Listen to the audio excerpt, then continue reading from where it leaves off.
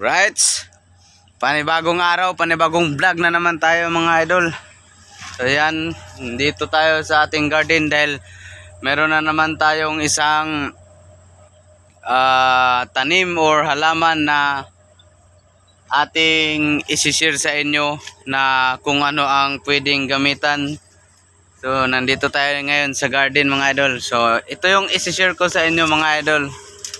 Yung papaya.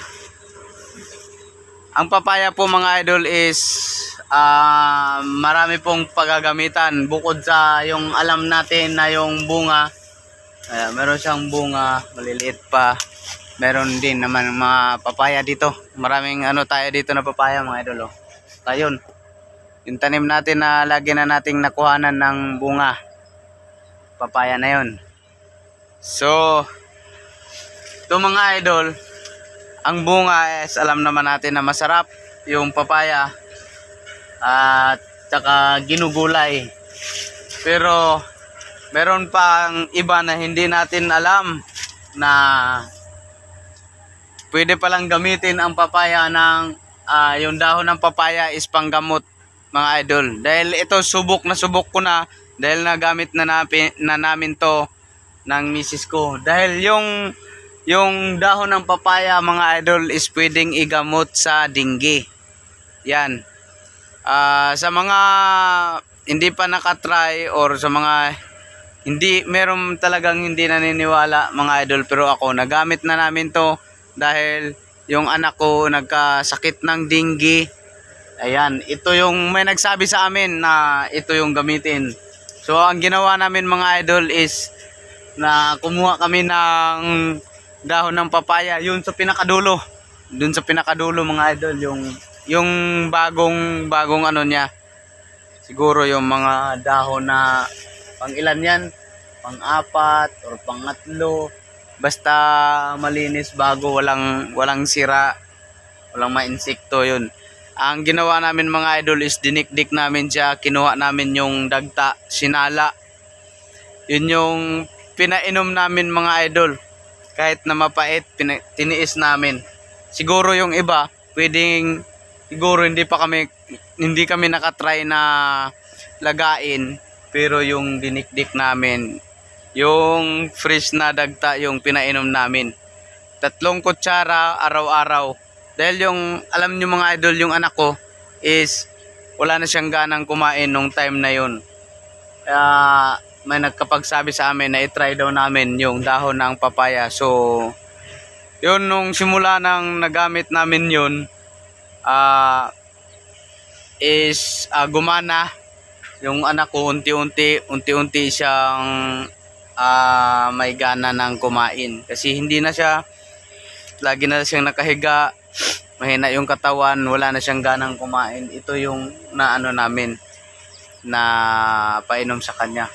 Tsaka sinabayan namin mga idol ng itlog ng pugo. Pinainom namin yung nilaga, tsaka balot. Pinahigop namin ng sabaw, yung sabaw ng balot. Kasi ang balot is sa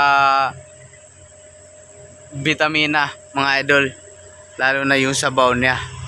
So pinakain namin siya siguro 1 or 2 sa isang araw yun yung pinakain namin. Saka yung dagta is 3 kutsara bawat araw dahil wala namang to dahil herbal naman siya.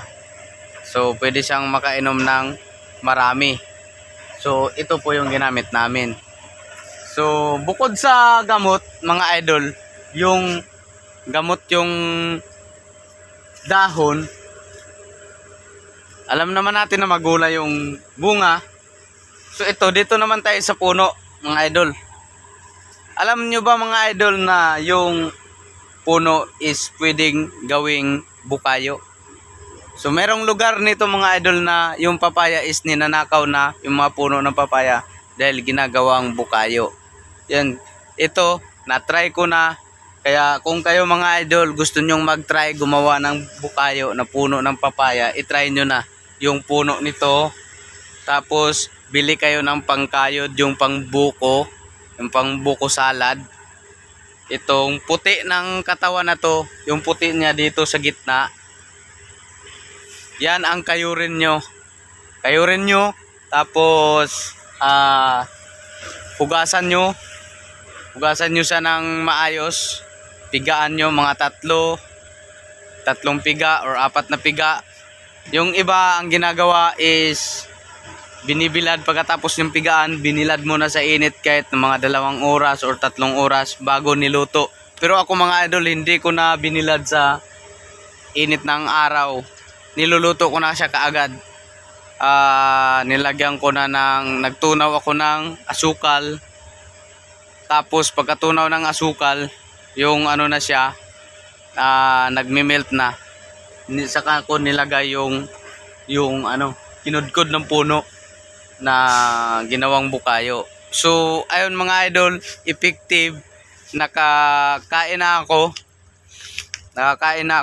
Grabe, yung mga kasama ko mga idol, hindi nila akalain na puno pala ng papaya. ito yung katibayan mga idol, katunayan na ito yung ginawa ko. Ito yung puno na yun. Yan, kita ko. Yan, pinutol ko lang talaga to dito. Pinutol ko lang talaga yan dyan, katabi dito ng puno. Ayan, para maitry ko manood kayo ng mga videos kung paano niluto, paano yung paggawa ng papaya na bukayo. Ito yung puno, para masubukan yung mga idol. So yun lang isi-share ko sa inyo mga idol. Ang papaya ay gamot. Marami pang gamot, marami pang pag-anuhan. Search nyo lang kung ano, basta ako tinatry ko na yan kasi dun sa anak ko na nagkasakit. Effective. So yun lang mga idol, God bless sa ating lahat. Abangan nyo yung ating susunod pa na mga vlogs tungkol dito sa paligid ng ating makikita. Kahit dyan sa paligid nyo, maraming mga halaman, mga damo na pwede nating gamitin na panggamot. Ayan. So sa susunod na naman na ating vlog, iba na naman na halaman ang ating dito. Yun mga idol, maraming salamat. Sana suportahan nyo ang aking YouTube channel. God bless mga idol, pati ang aking Facebook. Yung YouTube channel natin mga idol is Marlos TV Official. At saka yung Facebook page natin, Marlo Bantilan Orias. Saka yung Facebook profile natin.